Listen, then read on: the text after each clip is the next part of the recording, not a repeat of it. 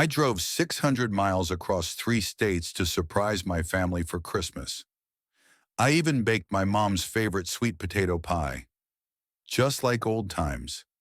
The car was packed with gifts, laughter in my heart, hope in my hands. I was smiling so hard my cheeks hurt. But when I got there, they looked me dead in the eyes and said, "You have the wrong house." I stood there in the snow, pie trembling in my hands, trying to understand if this was some cruel joke. It wasn't. My mother, who I sent money to every month for the last 8 years, turned her back on me. My brother Tyler, who I practically raised after Dad left, acted like I was some stranger off the street. Let me take you back a little. I'm Allison Reed, 32, marketing director in Chicago.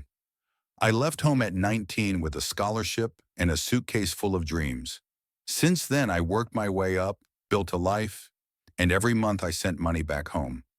$700, sometimes more. Helped them pay off debts, covered Tyler's college books, repaired the roof, paid for Mom's dental surgery. All of it. I did it because I believe that's what family does. You give, you show up, you take care of each other. But lately something felt off. Phone calls got shorter. Texts went unanswered.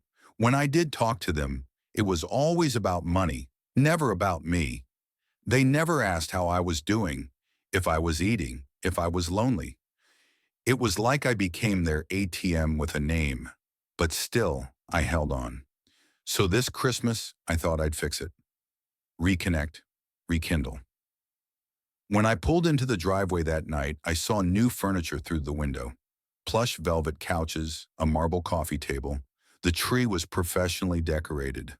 Laughter spilled from the house. I smiled. Maybe they'd turned a corner. Then I knocked, and everything broke.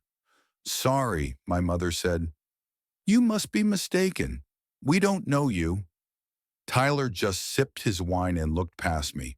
I stood there frozen. Was this gaslighting? Some sick prank? I called out their names, reminded them of memories, birthdays, sacrifices. My voice cracked, and then I saw her, my mother, glance nervously at her guest behind her. That's when I realized I was an embarrassment, a liability.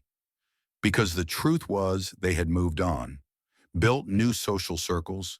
Tyler was running some boutique spa business I had no clue about. Mom was hosting charity events, all funded by me. I was about to leave when I dropped my scarf. That's when I heard it. Tyler in the kitchen whispering on the phone. "Yeah, she actually came, like showed up. Ugh, what a leech." She's obsessed. My knees buckled. I had given these people over $80,000 in 8 years, and I was the leech. Later that night, in a motel off Route 43, I cried harder than I ever had before. Not because of the rejection, but because I finally saw it. I was never part of their plan. I was their bank account. The next morning, I made coffee, wiped my tears, and made a decision. Enough. I opened my laptop, pulled up every wire transfer, every PayPal note, every receipt. I called my bank, canceled all auto transfers, froze the credit card Mom used for emergencies. I wasn't just cutting them off financially, I was cutting the cord. And that was just the beginning. I couldn't feel my hands. I was just standing there on their porch, with that homemade apple pie still in my hands, the tin still warm, my fingers trembling. The door had slammed shut in my face, and they didn't even flinch. They didn't say, "Oh my God, Allison." They didn't hug me. They didn't ask why I came all this way. They looked at me like I was some stranger who showed up to the wrong house. And maybe I did, because whatever that house had become, it wasn't my home anymore. I sat in my rental car for hours, the pie untouched on the passenger seat. I watched the lights flicker from their living room window. I saw shadows, laughter, wine glasses, movement. I wasn't imagining it. They were having a party. I wasn't invited, and I paid for it. The new furniture? I recognized the couch. It was from a luxury catalog I helped my agency build a campaign for. The catering? I saw the truck earlier. Same company I paid for last Thanksgiving. Their joy, their life, their comfort was built on my back. That night, back in my motel room, I couldn't sleep. I just lay there, staring at the ceiling. The room smelled like bleach and regret. Then my phone buzzed. I had accidentally left my iPad connected to the shared iCloud, and I saw a notification. Tyler, audio message. I shouldn't have listened, but I did. His voice. Laughing. Yo, mom's killing it at this party.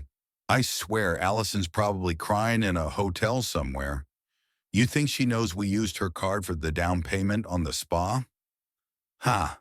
She ain't ever gonna say nothing. She lives to please. Girls pathetic. My blood turned to ice. They weren't just ungrateful. They were cruel. They knew what they were doing. They were laughing at me while living off me. I went quiet. Not sad, quiet, calculating quiet. I started digging.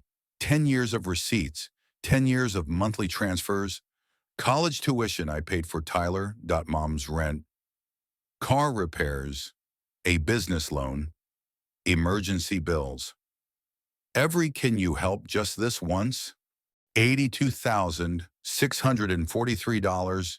And what did I get? Silence, guilt, manipulation, love, weaponized. The next morning, I walked into a bank and shut down every single account connected to them. I revoked access. I closed the joint card. I canceled the auto deposits.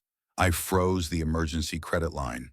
Then I emailed them, not to explain, not to beg, but to say you'll have to build your future without me. And if you try to reach me again, I'll take legal steps. Then I blocked them and cried, not because I was unsure, but because that kind of grief, the grief of waking up from a lie, hits like thunder. I didn't know who I was without them.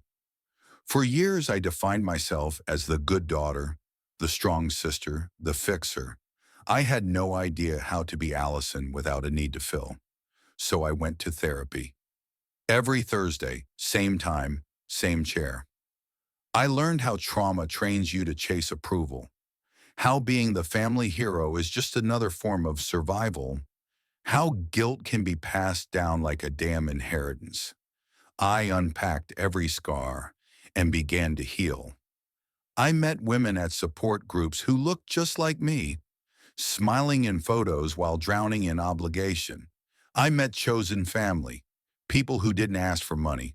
They asked how I was. People who didn't expect gifts. They offered presents. I threw my own Christmas the next year. Small. Real data pie set on the table. Store-bought this time. No performance, no pressure, just peace. You know when someone slams a door in your face, your first instinct is to knock harder. But I've learned, sometimes the door was never meant to open again.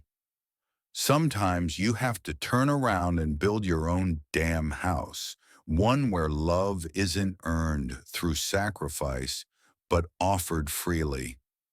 I didn't lose a family that night. I lost a fantasy and found my freedom.